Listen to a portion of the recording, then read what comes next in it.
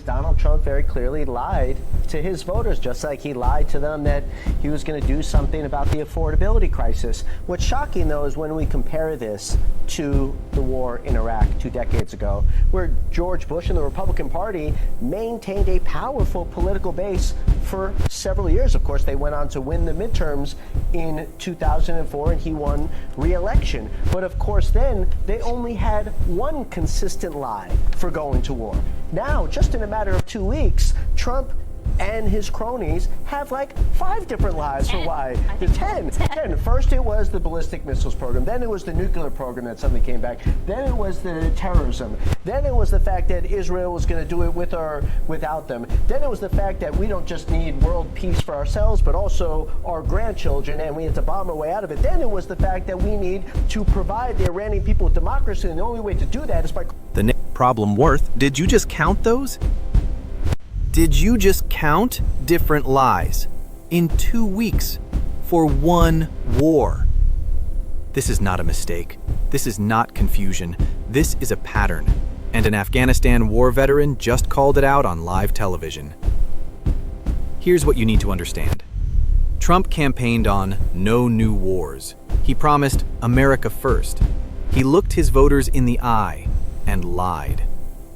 Now, 8 American service members are coming home in caskets, and even Trump's own MAGA base is beginning to crack. Stay with me, because by the end of this video, you will see exactly how deep this fracture goes, and why it matters for every American. That news comes one day after President Trump attended the dignified transfer for the first 6 fallen troops at Dover Air Force Base. ABC News asked him today whether witnessing that solemn event gave him pause. Trump replied in part, quote, Not at all. The parents said to me, please win this for my child. This comes as major cracks are starting to form in the Republican Party over the war. A recent NBC News poll found 77% of Republicans are overall supportive of Trump's strikes on Iran.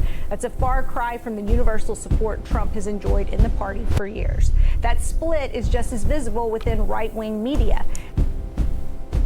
Let's talk about what just happened at Dover Air Force Base. 6 flag-draped coffins, 6 American families, shattered forever. Sergeant Declan Cody, just 20 years old. 20 years old, from West Des Moines, Iowa, a Drake University student. He signed up to serve, and he was killed by an Iranian drone strike in Kuwait. And Major Sorfly Davius from Queens, New York, a man who served both the NYPD and the FDNY, also killed. These are real people, not talking points. Now here is what they are not telling you on most channels. A brand new NBC News poll shows 54% of registered voters disapprove of how Trump has handled Iran.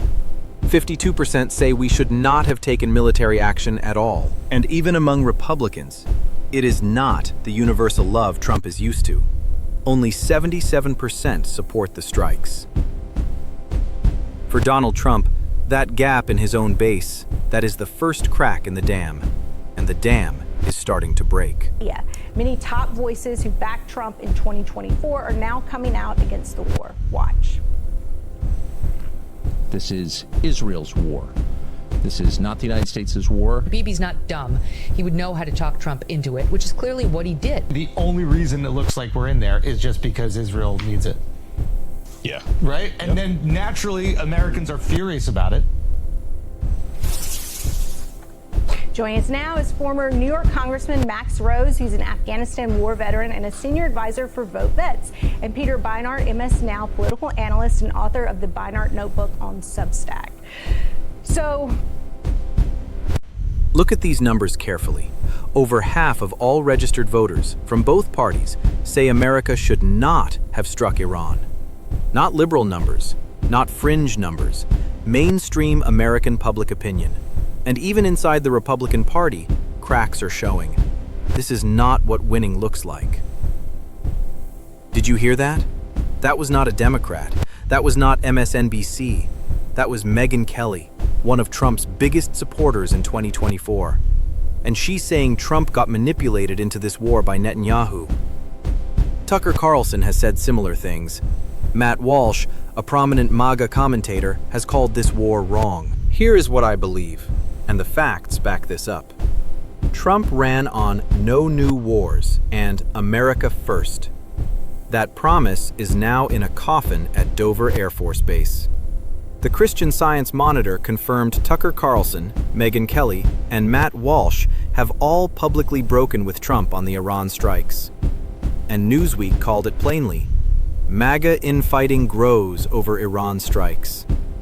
These are not outsiders. These are the people who built the MAGA movement, and even they can see what is happening. This is a war built on lies, and more Americans are seeing through it every single day. Here is something remarkable. Trump actually attacked Tucker Carlson and Megyn Kelly by name, two of his biggest 2024 supporters, for daring to question this war.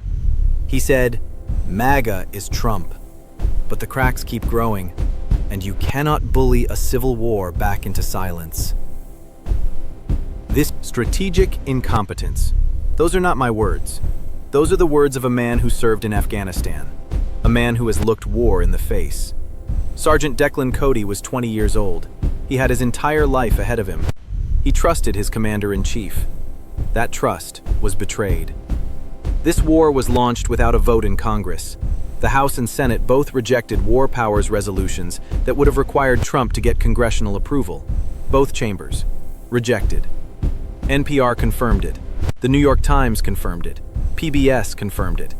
This war has no congressional authorization, no proven justification. And as analyst Peter Beinart wrote, Iran was not an existential threat to Israel, and it certainly was not an existential threat to the United States of America. This is not just about one war.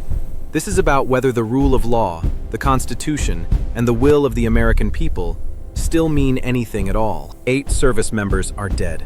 More may follow. And the American people, in poll after poll, are saying, this is not what we wanted. Your voice still matters. Use it.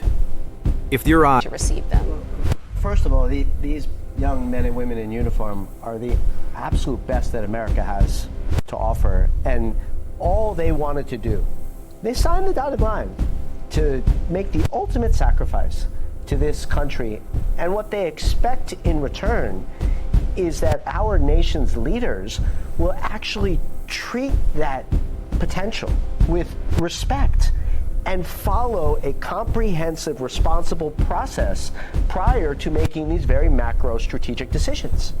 And in actuality, what we have seen over the course of the last 2 weeks has been the strategic incompetence. Guys, hit that subscribe button right now, because this story is just getting started, and I cover it every single day. Don't miss what's coming next. The 23